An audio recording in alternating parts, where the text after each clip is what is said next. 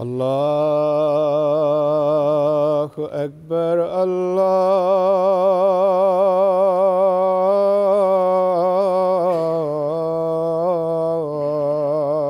الله أكبر الله أكبر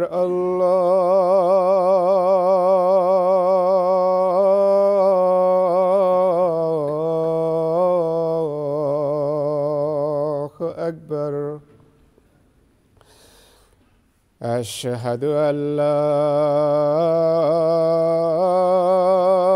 إله إلا الله. أشهد أن لا إله إلا الله. أشهد أن محمدًا رسول الله.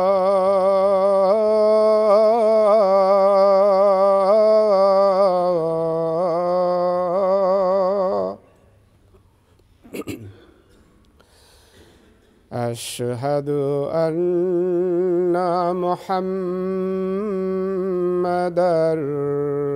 رسول الله. حي على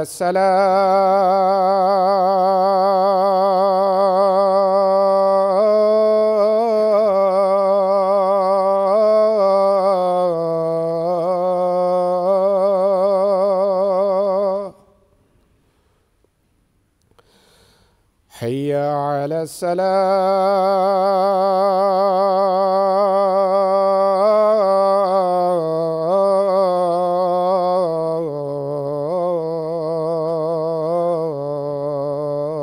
الصلاة.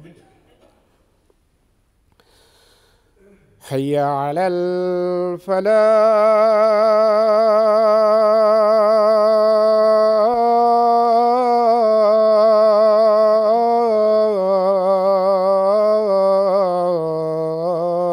الفلاح.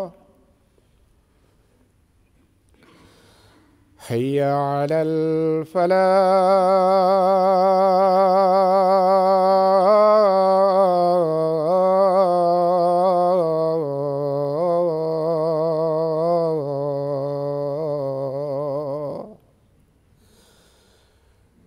الله أكبر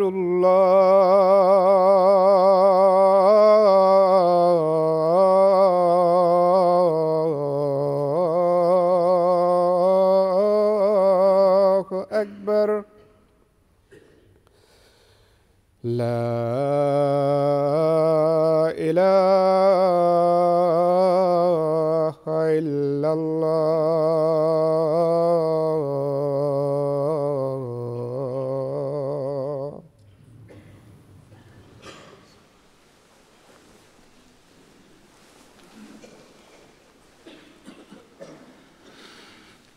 السلام عليكم ورحمة الله.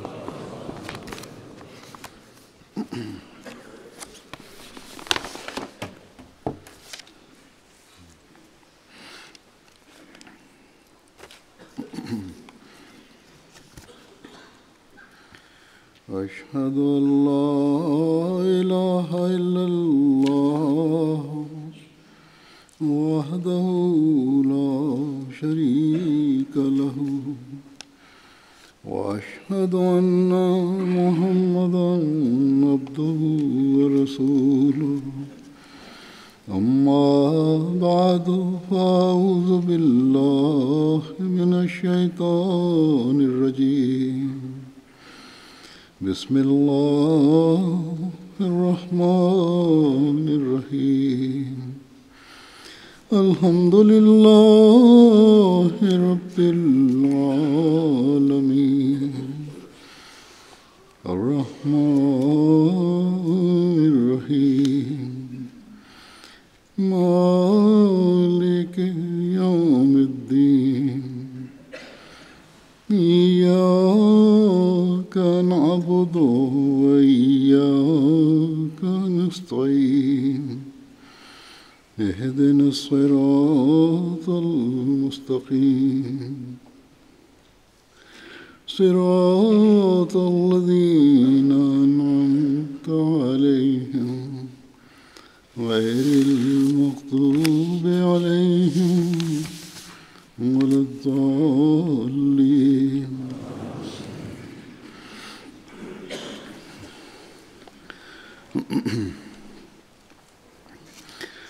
حضرت مسیح موعود علیہ الصلوۃ والسلام اپنے ایک شعر میں فرماتے ہیں کہ وقت تھا وقت مسیحا، نہ کسی اور کا وقت، میں نہ آتا تو کوئی اور ہی آیا ہوتا. وہ زمانہ جس میں سے اس وقت مسلمان گزر رہے تھے، درد رکھنے والے مسلمانوں کے لیے انتہائی بے چین کرنے والا زمانہ تھا. لاکھوں مسلمان عیسائی ہو گئے تھے. حضرت صلی اللہ علیہ وسلم کے فرمان کے مطابق ایسی حالت ہو گئی تھی کہ ایمان سریا پر جا چکا تھا. عملاً مسلمانوں میں نہ دین باقی رہا تھا، نہ اسلام کی حقیقت باقی رہی تھی. اسلام کا درد رکھنے والے اس انتظار میں تھے کہ کوئی مسیحا آئے اور اسلام کی اس دولتی کشتی کو سنبھالے. ان میں سے ایک بزرگ حضرت صوفی احمد جان صاحب لدھیانوی بھی تھے. ان کی شہرت بڑی دور دور تھی. بہت سے ان کے مرید تھے. ان کی بزرگی کی وجہ سے ایک دفعہ مہاراجہ جموں نے ان کو دعوت دے کر کہا کہ آپ جموں آ کر میرے لیے دعا کریں، لیکن آپ نے انکار کر دیا اور کہا کہ اگر دعا کروانی ہے تو میرے پاس آ کر کرواؤ. بہرحال بڑے بڑے لوگ ان کے مرید تھے. صوفی احمد جان صاحب کو حضرت مسیح موعود علیہ الصلوۃ والسلام سے شروع سے بڑا عقیدت کا تعلق تھا. اس وقت ابھی حضرت مسیح موعود علیہ الصلوۃ والسلام نے دعویٰ نہیں کیا تھا، اور حضرت مسیح موعود علیہ السلام کے دعوے سے پہلے ان کی وفات ہو گئی.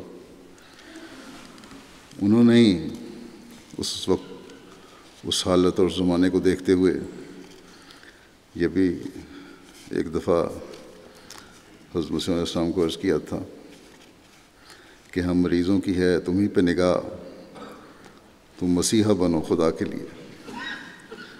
بہرحال جیسا کہ میں نے کہا کہ حضرت مسیح علیہ السلام کے دعوے سے پہلے ان کی وفات ہو گئی تھی، لیکن ان کو یہ یقین تھا کہ آپ ہی زمانے کے امام اور مسیح موعود ہیں. اس لیے انہوں نے اپنی اولاد کو، اپنے مریدوں کو یہ نصیحت کی تھی کہ جب بھی دعویٰ ہوگا تو مان لینا.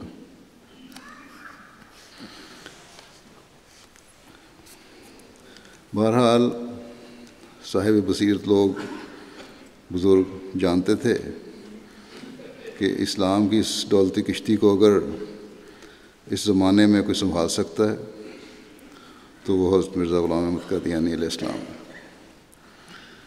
کیونکہ آپ نے ابراہیم احمدیہ لکھ کر اسلام کے مخالفین کے منہ بند کیے تھے. لٹریچر بحثیں آپ کو ایسا موجود تھا جس کا مخالفین اسلام جواب نہیں دے سکتے تھے.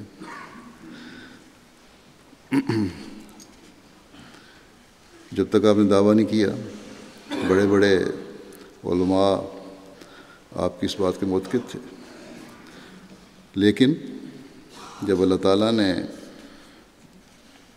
کہ اللہ تعالیٰ کے اذن سے آپ نے دعویٰ کیا، تو یہی علماء اپنے ذاتی مفادات کی وجہ سے آپ کی مخالفت کرنے لگ گئے، اور آج تک یہی مفاد پرست علماء ہیں جو آپ کی مخالفت کر رہے ہیں، اور عامۃ المسلمین کے دلوں میں بھی حضرت مسیح موعود علیہ السلام اور آپ کی جماعت کے خلاف نفرت پیدا کر رہے ہیں۔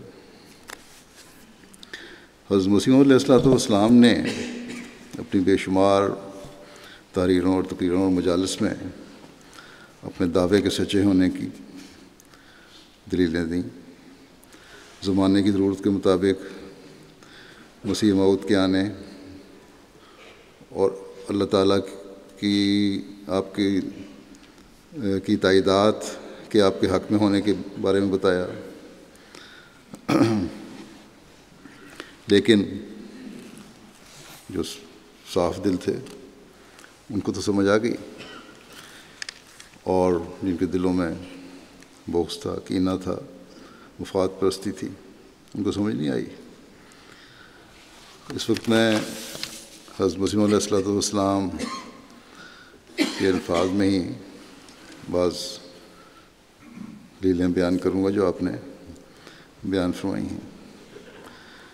اس بات کو بیان فرماتے ہوئے کہ اسلام میں بدعات داخل ہو چکی ہیں، دین اپنی اصلی حالت میں نہیں رہا، علماء اور مشائخ نے اپنی اپنی توجیہات کر لی ہیں، اور بے تو شمار بدعات مسلمانوں میں داخل ہو چکی ہیں۔ عملاً مسلمان دین سے دور جا چکے ہیں، اور غیر مذاہب خصوصاً عیسائی پادری بڑی منصوبہ بندی کے ساتھ اسلام پر حملے کر رہے ہیں، اور یہ بھی آپ نے فرمایا کہ ان حالات کی پیشگوئی بھی اللہ تعالیٰ اور اس کے رسول نے کی تھی، اور اسلام کی نشت ثانیہ کے لیے ایک شخص کے بھیجنے کی بھی اللہ تعالیٰ اور اس کے رسول نے پیشگوئی کی تھی۔ تو اس بات کو بیان فرماتے ہوئے آپ فرماتے ہیں کہ اب کوئی ہمارے دعوے کو چھوڑے اور الگ رہنے دے، مگر ان باتوں کو سوچ کر جواب دے کہ میری تکذیب کرو گے تو اسلام کو ہاتھ سے تمہیں دینا پڑے گا، مجھے جھوٹا کہو گے تو پھر اسلام سے بھی دور ہٹتے ہو تم۔ فرمایا کہ مگر میں سچ کہتا ہوں کہ قرآن شریف کے وعدوں کے موافق اللہ تعالیٰ نے اپنے دین کی حفاظت فرمائی، اور رسول اللہ صلی اللہ علیہ وسلم کی پیشگوئی پوری ہوئی، کیونکہ عین ضرورت کے وقت خدا تعالیٰ کے وعدوں کے موافق، رسول اللہ صلی اللہ علیہ وسلم کی بشارت کے موافق خدا تعالیٰ نے یہ سلسلہ قائم کیا، اور یہ ثابت ہو گیا کہ صدق اللہ و رسولہ، اللہ تعالیٰ اور اس کے رسول صلی اللہ علیہ وسلم کی باتیں سچی ہیں، ظالم تباہ ہے وہ انسان جو ان کی تکذیب کرتا ہے۔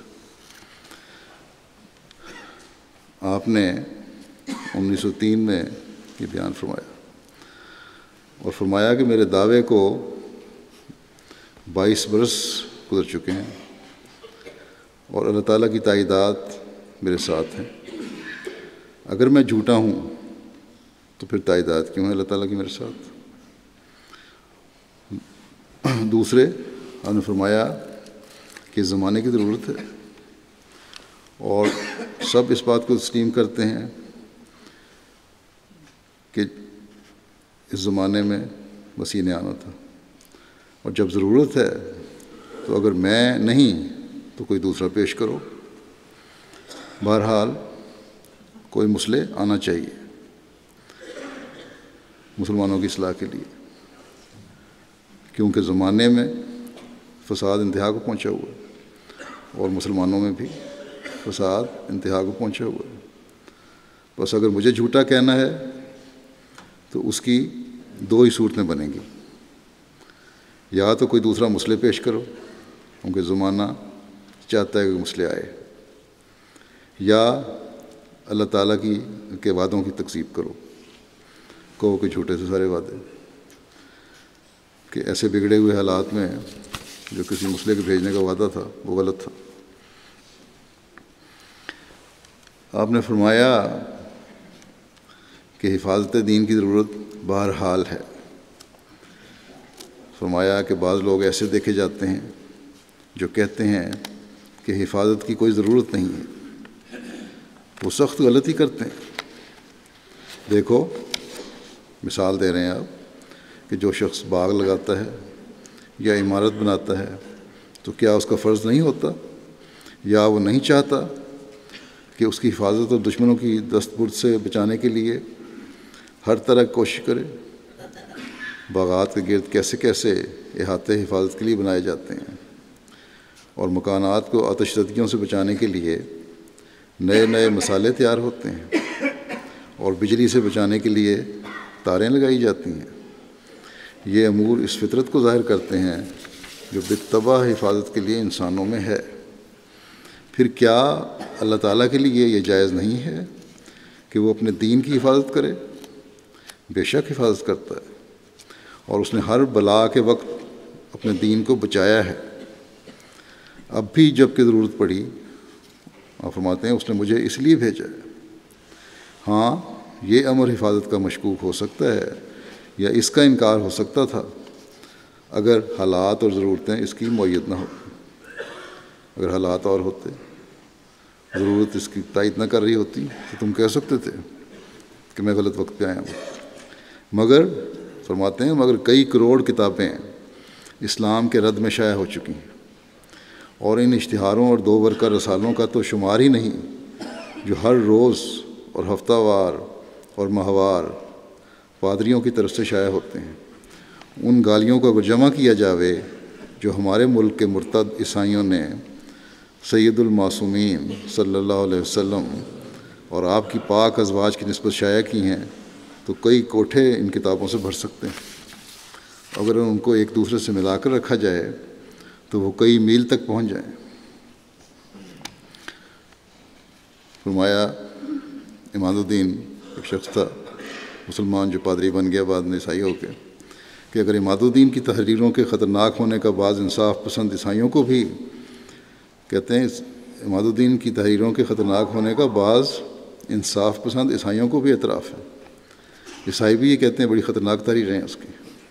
چنانچہ لکھنؤ سے جو ایک اخبار شمس الاخبار نکلا کرتا تھا اس زمانے میں، اس میں اس بات کی بعض کتابوں پر یہ رائے لکھی گئی تھی کہ اگر ہندوستان میں پھر کبھی غدر ہوگا تو ایسی تحریروں سے ہوگا جو یہ پادری لکھتا ہے۔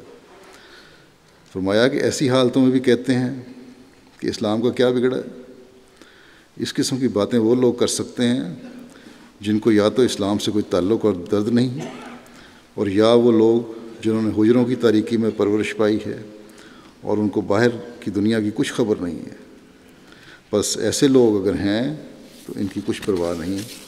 ہاں، وہ لوگ جو نور قلب رکھتے ہیں، جن کو اسلام کے ساتھ محبت اور تعلق ہے اور زمانے کے حالات سے آشنا ہیں، ان کو تسلیم کرنا پڑتا ہے کہ یہ وقت کسی عظیم الشان مسئلے کا وقت ہے۔ اور پھر مسئلے کے آنے کے لیے شہادتوں کا ذکر فرماتے ہوئے ایک زبردست شہادت آپ نے یہ بیان فرمائی۔ فرمایا، بیان کر رہے ہیں مختلف باتیں آپ نے فرمایا کہ اور زبردست شہادت میں پیش کرتا ہوں ایک اور وہ سورہ نور میں وعدہ استخلاف ہے۔ اس میں اللہ تعالیٰ وعدہ فرماتا ہے کہ وعد اللہ الذین آمنوا منکم وعملوا الصالحات لیستخلفنہم فی الارض کما استخلف الذین من قبلہم۔ فرمایا کہ اس آیت میں وعدہ استخلاف کے موافق جو خلیفے حضرت صلی اللہ علیہ وسلم کے سلسلے میں ہوں گے وہ پہلے خلیفوں کی طرح ہوں گے۔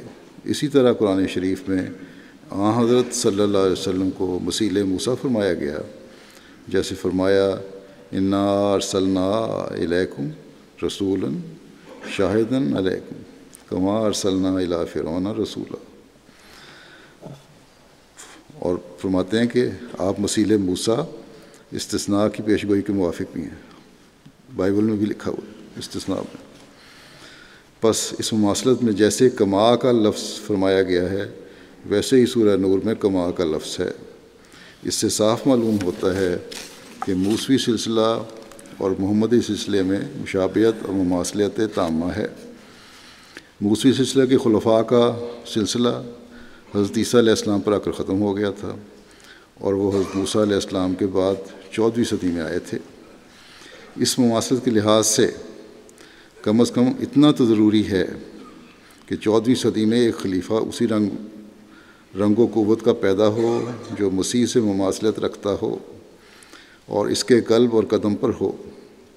پس اگر اللہ تعالیٰ اس امر کی اور دوسری شہادتیں اور تائیدیں نہ بھی پیش کرتا تو یہ سلسلہ مماثلت بالطبع چاہتا تھا کہ 14ویں صدی میں عیسوی بروز آپ صلی اللہ علیہ وسلم کی امت میں ہو، ورنہ آپ کی مماثلت میں معاذ اللہ ایک نقص اور ضعف ثابت ہوتا۔ لیکن اللہ تعالیٰ نے نہ صرف اس مماثلت کی تصدیق اور تائید فرمائی بلکہ یہ بھی ثابت کر دکھایا کہ مسیح موسیٰ سے اور تمام انبیاء علیہم السلام سے افضل تر ہے، یعنی حضرت صلی اللہ علیہ وسلم حضرت موسیٰ اور تمام انبیاء سے افضل تر ہیں۔ فرماتے ہیں کہ حضرت مسیح علیہ السلام جیسے اپنی کوئی شریعت لے کر نہ آئے تھے بلکہ توریت کو پورا کرنے آئے تھے، اسی طرح پر محمدی سلسلہ کا مسیح بھی اپنی کوئی شریعت لے کر نہیں آیا بلکہ قرآن شریف کے احیاء کے لیے آیا ہے اور اس تکمیل کے لیے آیا ہے جو تکمیل اشاعت ہدایت کہلاتی ہے۔ پھر تکمیل اشاعت ہدایت کی وضاحت فرماتے ہوئے آپ فرماتے ہیں کہ تکمیل اشاعت ہدایت کے متعلق یاد رکھنا چاہیے کہ حضرت صلی اللہ علیہ وسلم پر جو اتمام نعمت اور اکمال الدین ہوا، یعنی دین کمال تک پہنچا، اس کی دو صورتیں، اول تکمیل ہدایت، دوسری تکمیل اشاعت ہدایت، یعنی کامل تک ہدایت ملی، ہدایت اپنی تکمیل کو پہنچی، اور دوسری اس کی جو اشاعت ہے وہ بھی اپنی تکمیل کو پہنچے۔ فرمایا کہ تکمیل ہدایت من کل الوجوہ آپ کی آمد اول سے ہوئی اور تکمیل اشاعت ہدایت آپ کی آمد ثانی سے ہوئی۔ حضرت صلی اللہ علیہ وسلم کے زمانے میں شریعت اتری اور تکمیل ہدایت ہو گئی، اور جو آپ کی آمد ثانی ہونی تھی، آپ کے جو مسیح موعود آپ کا غلام صادق آنا تھا، اس کے زمانے میں اس کی اشاعت ہونی تھی۔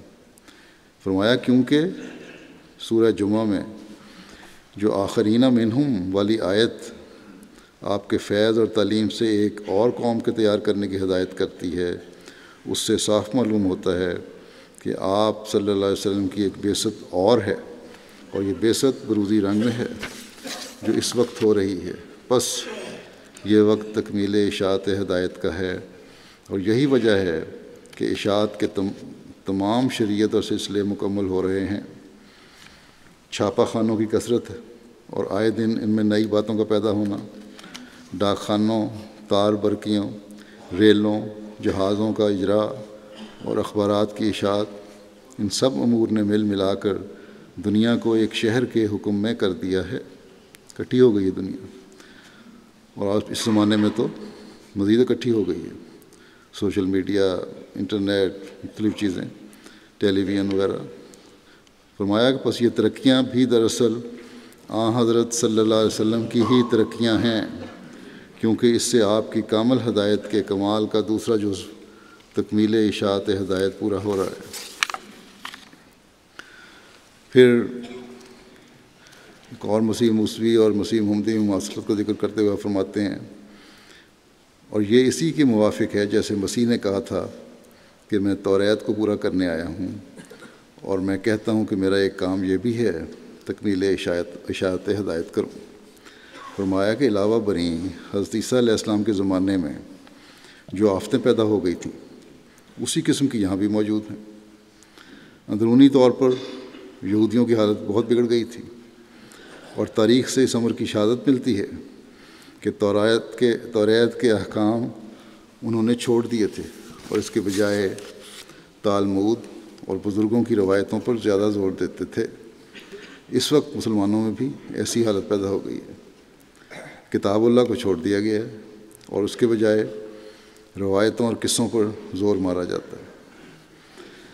پھر آپ فرماتے ہیں ان سب کے علاوہ ایک اور سر بھی ہے جو مماثلت کو مکمل کرتا ہے، ایک اور راز ہے جو اس مماثلت کو، مشابہت کو مکمل کرتا ہے، اور وہ یہ ہے کہ حضرت مسیح اخلاقی تعلیم پر زور دیتے تھے اور موسوی جہادوں کی اصلاح کرنے آئے تھے، انہوں نے کوئی تلوار نہیں اٹھائی۔ مسیح موعود کے لیے بھی یہی مقرر تھا کہ وہ اسلام کی خوبیوں کی تعلیم کی عملی سچائیوں سے اسلام کی خوبیوں کو تعلیم کی عملی سچائیوں سے قائم کرے اور اس اعتراض کو دور کرے جو اسلام پر اسی رنگ میں کیا جاتا ہے کہ وہ تلوار کے ذریعے پھیلایا گیا ہے۔ یہ اعتراض مسیح موعود کے وقت میں بالکل اٹھا دیا جائے گا، یعنی مسیح موعود اس کے خلاف بات کرے گا، بلکہ یہ کہے گا کہ اسلام پیار اور محبت کی تعلیم دیتا ہے اور اسی سے پھیلا ہے۔ اس لیے مسیح موعود کے زمانے میں یہ اعتراض ختم ہو جائے گا۔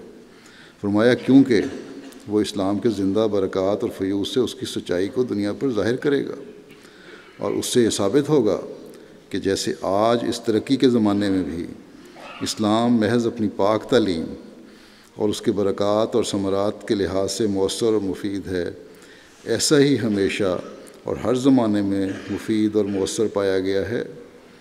کیونکہ یہ زندہ مذہب ہے، یہی وجہ تھی کہ رسول اللہ صلی اللہ علیہ وسلم نے جب آنے والے مسیح کی پیش گوئی فرمائی، اس کے ساتھ ہی یہ بھی فرمایا کہ یضع الحرب، وہ لڑائیوں کو اٹھا دے گا، ختم کر دے گا۔ اب ان ساری شہادتوں کو جمع کرو اور بتاؤ کہ کیا اس وقت ضرورت نہیں کہ کوئی آسمانی مرد نازل ہو؟ جب یہ مان لیا گیا کہ صدی پر مجدد آنا ضروری ہے تو اس صدی پر مجدد تو ضرور ہوگا۔ پھر جب رسول اللہ صلی اللہ علیہ وسلم کی مماثلت موسیٰ علیہ السلام سے ہے تو اس مماثلت کے لحاظ سے ضروری ہے کہ اس صدی کا مجدد مسیح ہو، کیونکہ مسیح 14ویں صدی پر موسیٰ کے بعد آیا تھا اور آج کل 14ویں صدی ہی ہے۔ پھر اس بات کو بیان فرماتے ہوئے کہ اگر میرا انکار کرتے ہو، میری تکذیب کرتے ہو، تو تم اصل میں اللہ تعالیٰ اور اس کے رسول کی تکذیب کر رہے ہو۔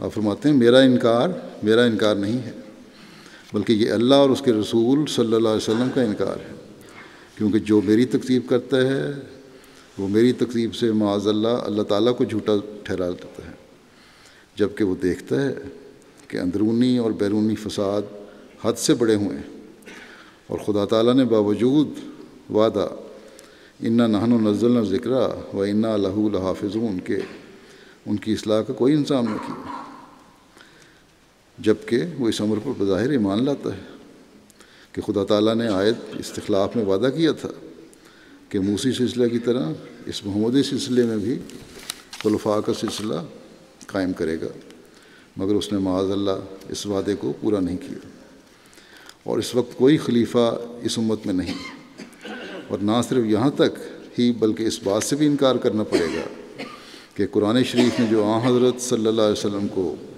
مثیل موسیٰ قرار دیا ہے یہ بھی صحیح نہیں ہے، معاذ اللہ، کیونکہ اس سلسلے کی عدم مشابہت اور مماثلت کے لیے ضروری تھا کہ اس 14ویں صدی پر اسی امت میں سے ایک مسیح پیدا ہوتا، اسی طرح پر جیسے موسوی سلسلے میں 14ویں صدی پر ایک مسیح آیا، اور اسی طرح پر قرآن شریف کی اس آیت کو بھی جھٹلانا پڑے گا جو آخرین منہم لما یلحقوا بہم میں ایک آنے والے احمدی بروز کی خبر دیتی ہے، اور اس طرح پر قرآن شریف کی بہت سی آیتیں ہیں جن کی تکذیب لازم آئے گی۔ فرمایا پھر سوچو کہ کیا میری تکذیب کوئی آسان امر ہے؟ یہ میں از خود نہیں کہتا، خدا تعالیٰ کی قسم کھا کر کہتا ہوں کہ حق یہی ہے کہ جو مجھے چھوڑے گا اور میری تکذیب کرے گا وہ زبان سے نہ کرے مگر اپنے عمل سے اس نے سارے قرآن کی تکذیب کر دی اور خدا کو چھوڑ دیا۔ پھر آپ فرماتے ہیں کہ میری تکذیب نہیں، یہ رسول اللہ صلی اللہ علیہ وسلم کی تکذیب ہے۔ اب کوئی اس سے پہلے کہ میری تکذیب اور انکار کے لیے جرأت کرے ذرا اپنے دل میں سوچے اور اس سے فتویٰ طلب کرے کہ وہ کس کی تکذیب کرتا ہے۔ پھر اس بات کو مزید کھولتے ہوئے کہ آپ کی تکذیب سے حضرت صلی اللہ علیہ وسلم کی کیوں تکذیب ہوتی ہے، آپ فرماتے ہیں کہ رسول اللہ صلی اللہ علیہ وسلم کی کیوں تکذیب ہوتی ہے جب میں کہتا ہوں کہ تکذیب کر رہے ہو۔ فرمایا کہ اس طرح پر کہ آپ صلی اللہ علیہ وسلم نے جو وعدہ کیا تھا کہ ہر صدی پر مجدد آئے گا، وہ معاذ اللہ جھوٹا نکلا۔ پھر آپ نے جو اماموں کو منکم فرمایا تھا وہ بھی معاذ اللہ غلط ہوا ہے، اور آپ نے جو صلیبی فتنے کے وقت ایک مسیح و مہدی کے آنے کی بشارت دی تھی وہ بھی معاذ اللہ غلط نکلی، کیونکہ فتنہ تو موجود ہو گیا مگر وہ آنے والا امام نہ آیا۔ اب ان باتوں کو جب کوئی تسلیم کرے گا تو عملی طور پر وہ حضرت صلی اللہ علیہ وسلم کا مکذب ٹھہرے گا یا نہیں؟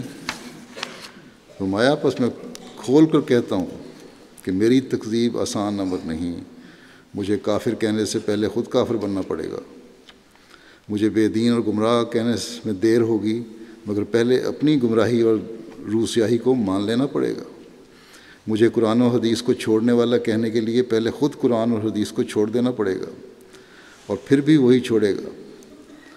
میں قرآن و حدیث کا مصدق و مصداق ہوں، میں گمراہ نہیں بلکہ مہدی ہوں، میں کافر نہیں بلکہ انا اول المومنین کا مصداق کے صحیح ہوں، اور جو کچھ میں کہتا ہوں خدا نے مجھ پر ظاہر کیا کہ یہ سچ ہے۔ جس کو خدا پر یقین ہے، جو قرآن اور رسول اللہ صلی اللہ علیہ وسلم کو حق مانتا ہے، اس کے لیے یہی حجت کافی ہے کہ میرے منہ سے سن کر خاموش ہو جائے، لیکن جو دلیر اور بے باک ہے اس کا کیا علاج، خدا خود اس کو سمجھائے گا۔ پھر مسیح موعود سے قیامت سے متعلق بعض نشانیوں کا ذکر کرتے ہوئے فرماتے ہیں کہ حقیقت میں یہ ریلوے مسیح موعود کا ایک نشان ہے۔ قرآن شریف میں بھی اس کی طرف اشارہ ہے، وَإِذَا الْإِشَارُ عُطِّلَتْ، کہ جب 10 مہینے کی گابن اونٹنیاں چھوڑ دی جائیں گی۔ فرمایا دینداری تقوی کے ساتھ ہوتی ہے۔ یہ لوگ اگر غور کریں تو صاف معلوم ہوتا ہے کہ لا یترکن کن الغلاس میں ریل کی طرف اشارہ ہے، کیونکہ اگر اس سے ریل مراد نہیں تو پھر ان کا فرض ہے کہ وہ حادثہ بتائیں جس سے اونٹ ترک کیے جائیں گے۔ پہلی کتابوں میں بھی اشارہ ہے کہ اس وقت آمد و رفت سہل ہو جائے گی اسی کے زمانے میں۔ فرمایا اصل تو یہ ہے کہ اس قدر نشانات پورے ہو چکے ہیں کہ یہ لوگ تو اس میدان سے بھاگ ہی گئے ہیں۔ جیسے کسوف و خسوف رمضان میں کیا اسی طریق پر نہیں ہوا جیسا کہ مہدی کی آیات کے لیے مقرر تھا؟ اسی طرح ابتدائی آفرینش سے ایسی سواری بھی نہیں نکلی ہے۔ فرمایا علامات دلالت کرتی ہیں کہ مسیح موعود پیدا ہو گیا ہے۔ اگر یہ لوگ ہم کو نہیں مانتے تو پھر کسی اور کو تلاش کریں اور بتائیں کہ کون ہے، کیونکہ جو نشانات اس کے مقرر کیے تھے وہ تو سب کے سب پورے ہو گئے۔ آپ نے فرمایا کہ اگر میری سچائی کو پرکھنا ہے تو نبیوں کے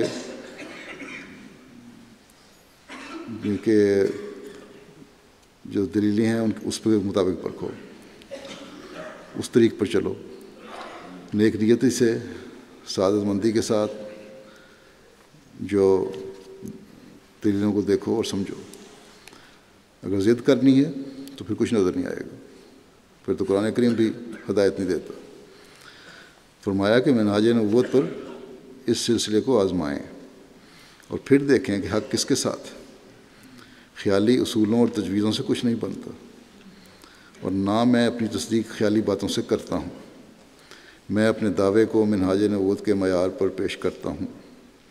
پھر کیا وجہ ہے کہ اسی اصول پر اس کی سچائی کی آزمائش نہ کی جاوے؟ جو دل کھول کر میری باتیں سنیں گے میں یقین رکھتا ہوں کہ فائدہ اٹھاویں گے اور مان لیں گے، لیکن جو دل میں بخل اور کینے رکھتے ہیں ان کو میری باتیں کوئی فائدہ نہ پہنچا سکیں گی۔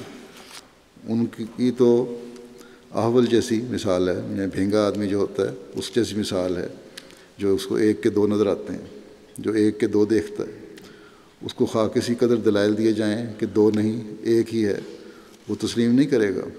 کہتے ہیں، ایک واقعہ سناتے ہیں، بیان فرماتے ہیں کہ ایک احول بھینگا آدمی خدمتگار تھا، کسی کا نوکر ملازم تھا، آقا نے کہا اس کو کہ اندر سے آئینہ لے کے آؤ۔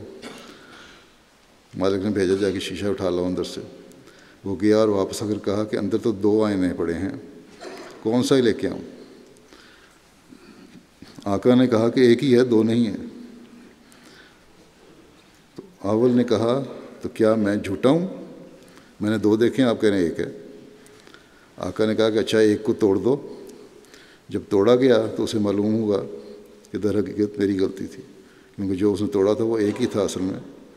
تو فرمایا مگر ان اولوں کو جو میرے مقابل پہ ہیں کیا جواب دوں؟ غرض ہم دیکھتے ہیں کہ یہ لوگ بار بار اگر کچھ پیش کرتے ہیں تو احادیث کا ذخیرہ جس کو خود یہ ظن کے درجے سے آگے نہیں بڑھاتے۔ ان کو معلوم نہیں کہ ایک وقت آئے گا کہ ان کے رتب و یابس امور پر لوگ ہنسی کریں گے۔ یہ ہر ایک طالب حق کا حق ہے کہ وہ ہم سے ہمارے دعوے کا ثبوت مانگے۔ اس کے لیے ہم وہی پیش کرتے ہیں جو نبیوں نے پیش کیا، نصوص قرآنیہ اور حدیثیہ، عقلی دلائل یعنی موجودہ ضرورتیں جو مسئلے کے لیے مستدعی ہیں، پھر وہ نشانات جو خدا نے میرے ہاتھ پر ظاہر کیے ہیں۔ میں نے ایک نقشہ مرتب کر دیا، فرمایا کہ میں نے ایک نقشہ مرتب کر دیا ہے، اس میں 150 کے قریب نشان دیے گئے ہیں، جن کے گواہ ایک طرح سے ایک نوع سے کروڑوں انسان۔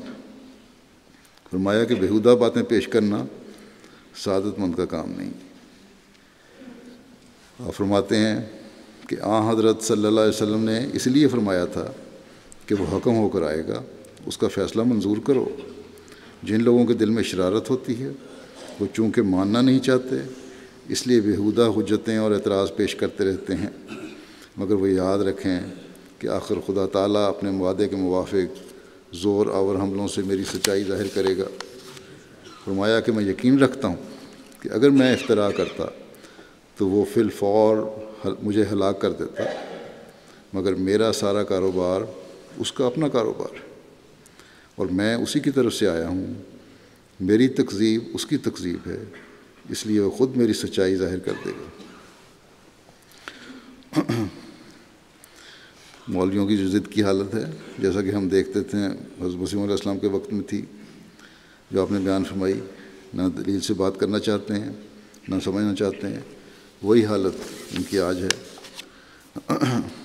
اس کی مزید وضاحت کرتے ہوئے نشانات کی آپ فرماتے ہیں کہ اول حضرت صلی اللہ علیہ وسلم کو قرآن شریف نے توریت کی پیشگوئی کے موافق وسیلہ موسیٰ تسلیم کیا ہے۔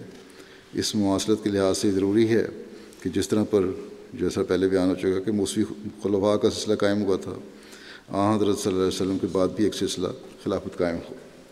اگر اور کوئی بھی دلیل اس کے لیے نہ ہو تب بھی مواصلت بالطبع یہ چاہتی ہے کہ ایک سلسلہ خلفاء کا ہو۔ دوسرے یہ کہ آیت استخلاف میں اللہ تعالیٰ نے صاف طور پر ایک سلسلہ خلافت قائم کرنے کا وعدہ فرمایا ہے۔ اس سلسلے کو پہلے سلسلے خلافت کے ہم رنگ قرار دیا گیا ہے، جیسا کہ فرمایا کہ مستخلف الذین من قبلہم۔ فرمایا کہ اب اس وعدہ استخلاف کے موافق اور اس کی مواصلت کے لحاظ سے ضروری تھا کہ جیسے موسوی سلسلہ خلافت کا خاتم الخلفاء مسیح تھا، ضرور ہے کہ سلسلہ محمدیہ کے خلفاء کا خاتم بھی ایک مسیح ہو۔ تیسری بات یہ کہ رسول اللہ صلی اللہ علیہ وسلم نے یہی فرمایا ہے کہ امامکم منکم، تم میں سے تمہارا امام ہوگا۔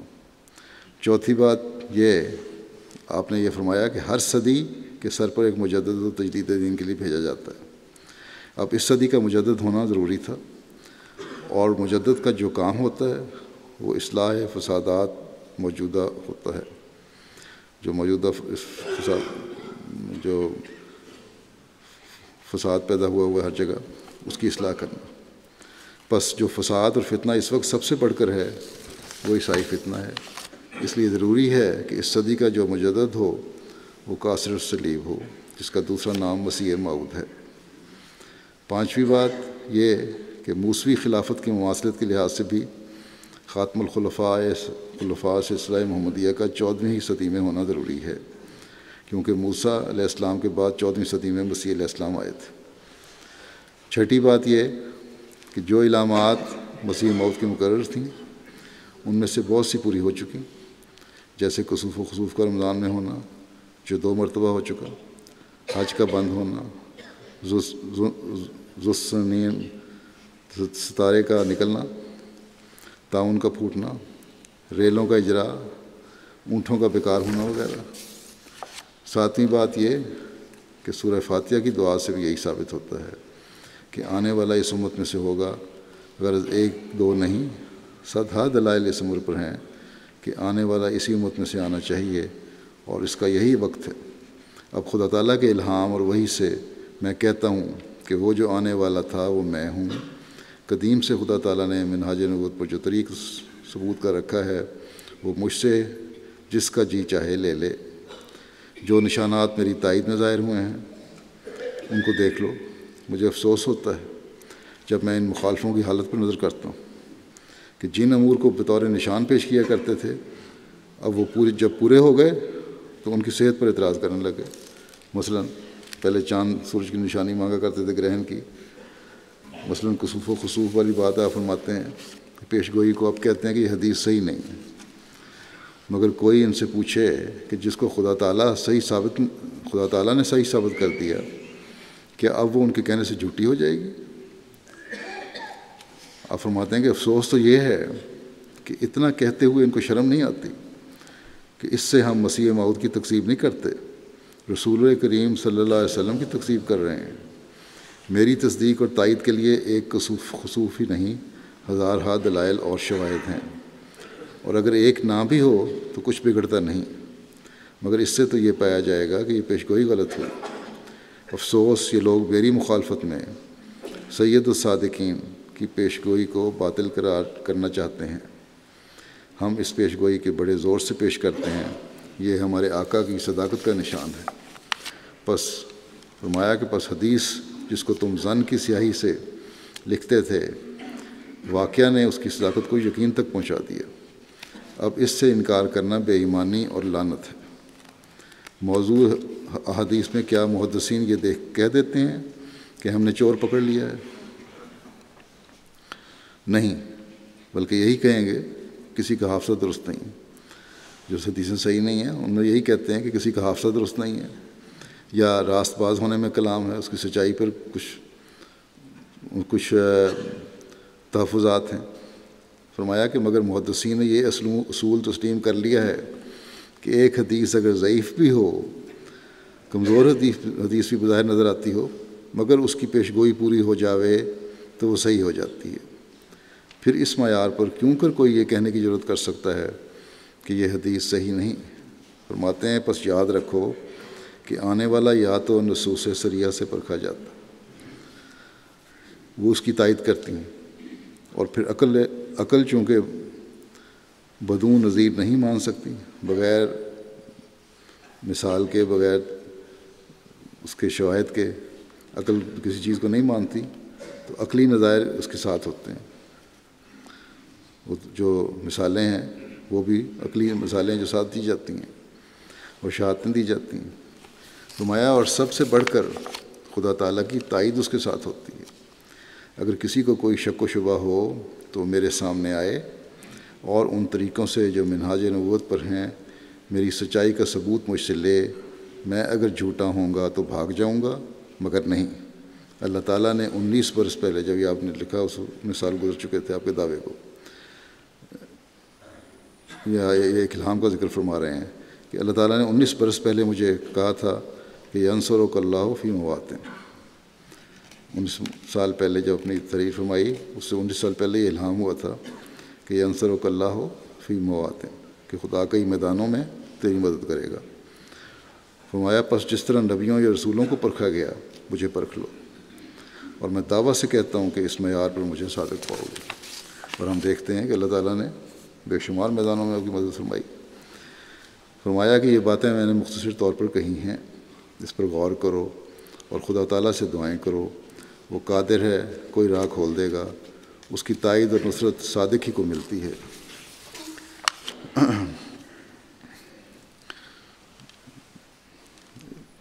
مولویوں کا ذکر ہو رہا تھا آپ کی مجلس میں، تو ایک صاحب نے عرض کیا کہ حضور اب تو مولوی لوگوں نے وہ خطبے وغیرہ پڑھنے چھوڑ دیے ہیں جن سے مسیح کی وفات ثابت ہوتی تھی۔ آپ نے فرمایا اب تو وہ نام بھی نہیں لیں گے، اور اگر کوئی ذکر کرے تو کہیں گے کہ مسیح اور مہدی کا ذکر ہی چھوڑ دو۔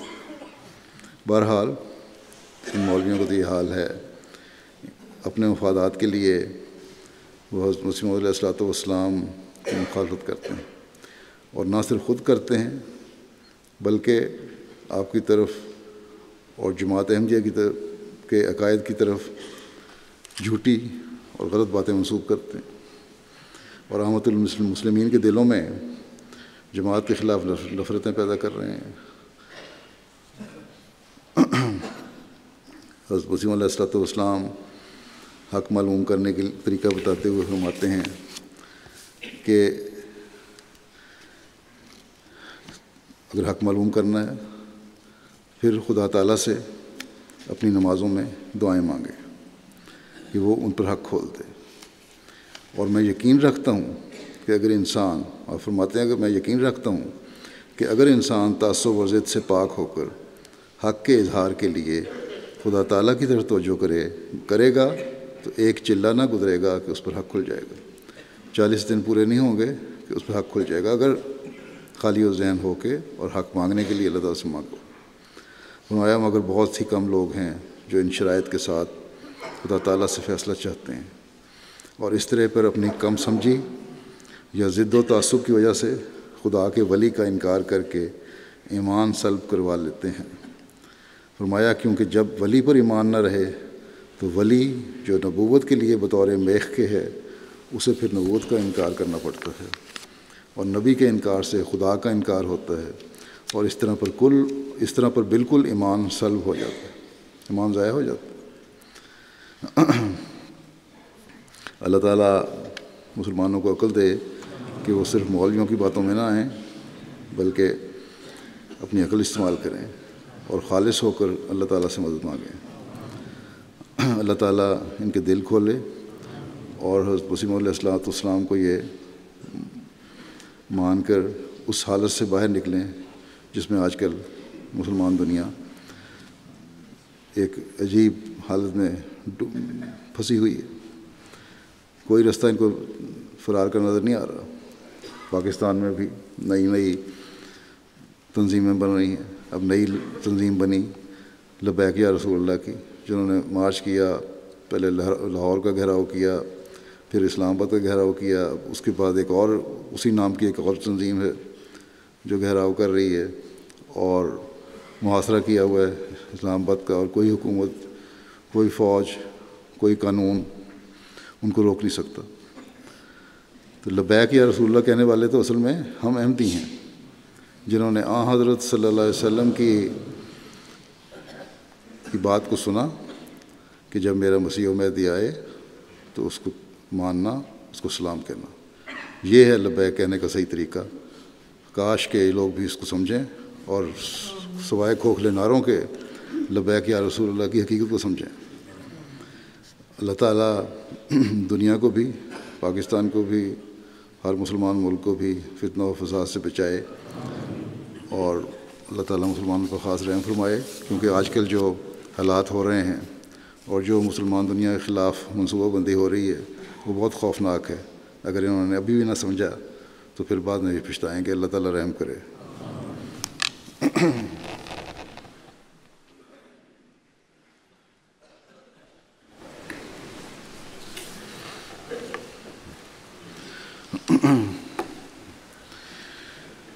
الحمد